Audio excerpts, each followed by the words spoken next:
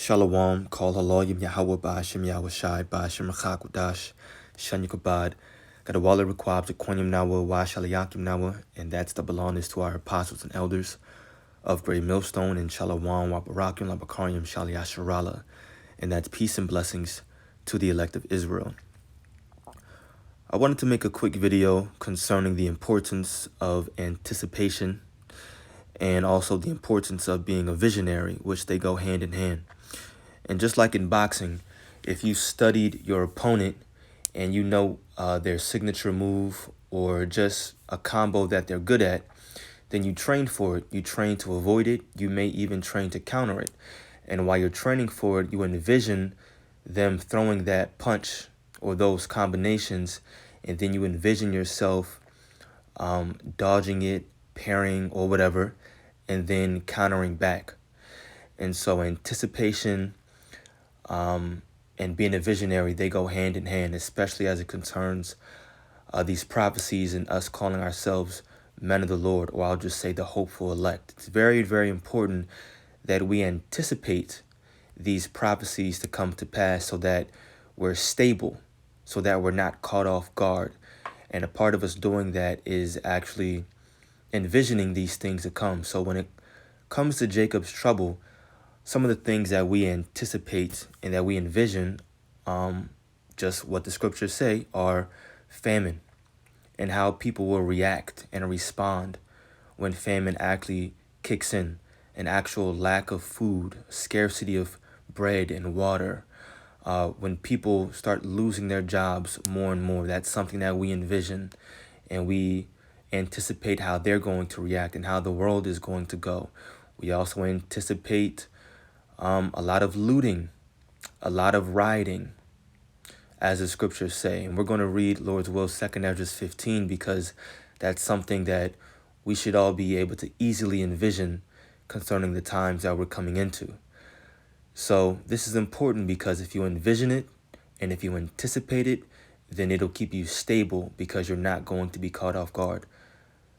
In contrast, the rest of the world, because they're not in these prophecies, because they don't see these things, they're going to be caught off guard. They're going to be in a state of confusion because they didn't anticipate these prophecies coming to pass. So when it happens, it's going to be like something they completely didn't look for, unimaginable, unthinkable. So I want to start off by grabbing the word anticipate, and then we'll grab some corresponding precepts. The definition says to regard as probable, expect, or predict. And we're definitely predicting Jacob's trouble to be happening very, very soon. We know that because of the prophecies that are already coming to pass right now. So that's the word. Very, very important concerning the times that we're coming into. I want to start off by reading the book of Ecclesiasticus, or Sirach, chapter 18. And really just verse 24. It says, think upon the wrath that shall be at the end. And that's what we're told to do. We're commanded to think upon the wrath that shall be at the end. And as you think about that wrath, you envision it. You see how the Lord in your mind is going to really mess up 2/3 of our people. And of course, the heathen, because salvation is only for the nation of Israel. And only 1/3, only the elect out of the nation of Israel at that is going to make it in this go around. So we have to envision these things. We have to envision ourselves being saved. Nothing is wrong with that either. We have to envision ourselves being caught up in that chariot. Just having that mindset and that feeling that comes over you as you envision Yahweh Shai returning in the clouds, aka the chariots, and you being caught up. It's a wonderful feeling. It's a glorious feeling. And it should motivate you to keep going forward. So 2 different sides right here. But the side that we want to talk about right now is envisioning that wrath, envisioning all these prophecies that come to pass. That should also motivate each and every single one of us to say, you know what, we need to continue to fear the Lord so that we're not on that side of prophecy. We don't want to be on the side of being hungry when there's actually famine. We want to be on the side of the Lord feeding us and looking out for us as he said he would do for his servants. So think upon the wrath that shall be at the end, and the time of vengeance when he shall turn away his face. And we don't want the Lord to do that to us. I'm going to jump over now to the book of Isaiah 33, verse 6. It says, "And wisdom and knowledge shall be the stability of thy times and strength of salvation. The fear of Yahweh Ba'ashem Yahushai is his treasure." And that goes for the entire elect. The fear of the Lord is a treasure for the entire elect out of the nation of Israel. But the point right here is wisdom and knowledge is going to keep us stable. What comes with that is being able to envision all hell breaking loose, being able to envision thousands, millions rather, of people losing their jobs, not having money to pay their rent, to pay their mortgage, to pay their car loans, not having money to buy food while food is still there. And then, of course, there actually being a true famine. Being able to envision people looting and rioting and stealing. Being able to envision and anticipate the love of many waxing worse, or colder, rather, as it states in the book of Matthew, the 24th chapter.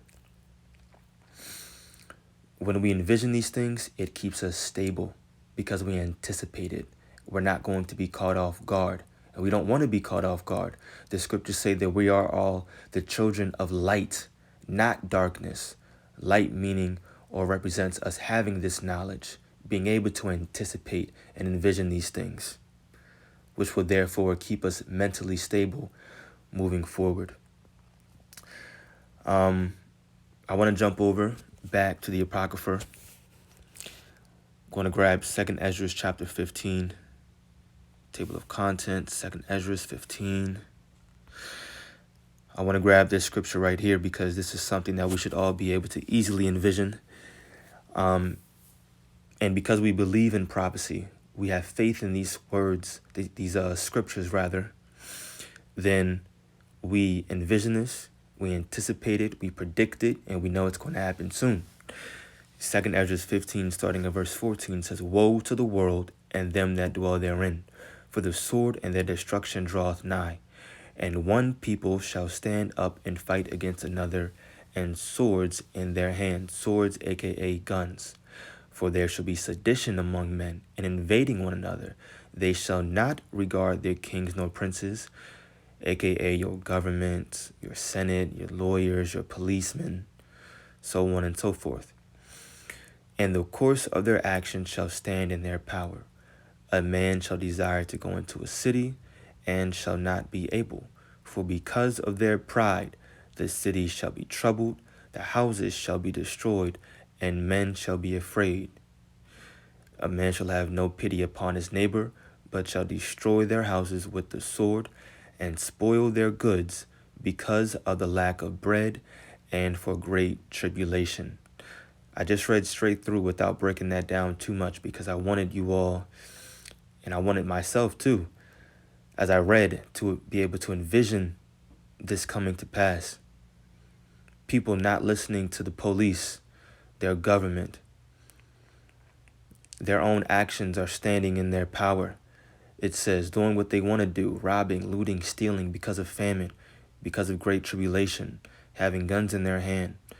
At one point, you thought your best friend was your best friend until this time came. You thought your neighbors were showing that neighborly love to you every single day and that they'd be cool until this time came. We have to anticipate these things because it'll keep us stable.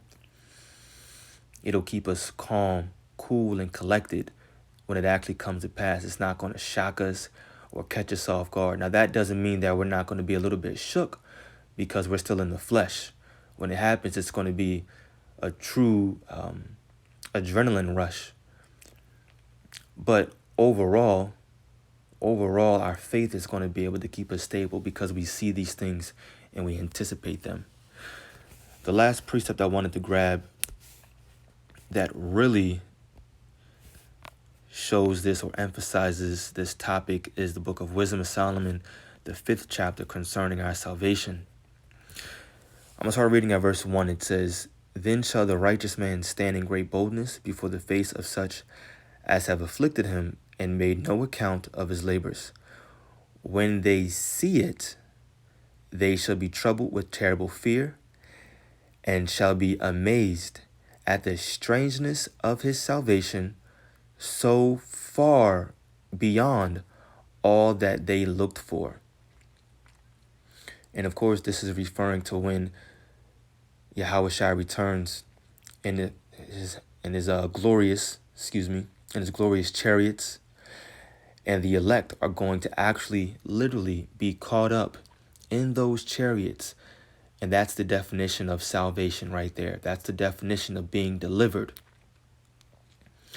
But the rest of the people that didn't receive salvation, they're going to be in terrible fear, verse 2 says, at the strangeness, and be amazed at the strangeness of our salvation. It's strange. Why? Because they didn't anticipate it. They could not and didn't envision it. It says so far beyond all that they looked for. They didn't look for and think or believe that chariots would actually come out of the sky to literally beam up, we'll just use that word, people here on earth. They didn't envision and believe and think upon the wrath that should be at the end, how the Bible prophesies of nuclear missiles destroying Babylon the Great in this upcoming World War III. All these things are going to catch them completely off guard. Why? Because they didn't look for it. So far beyond all that they looked for. But for us, the hopeful elect, our job is to continue to watch and pray. The scriptures say, always be watching and praying. As we do that, we keep ourselves stable through the spirit and power of Yahweh Ba'ashem Yahushai by envisioning these prophecies and anticipating them to come to pass, so that we're not caught off guard, we're not confused or shook when they actually do come. So with that being said, I pray that this video was edifying to the elect.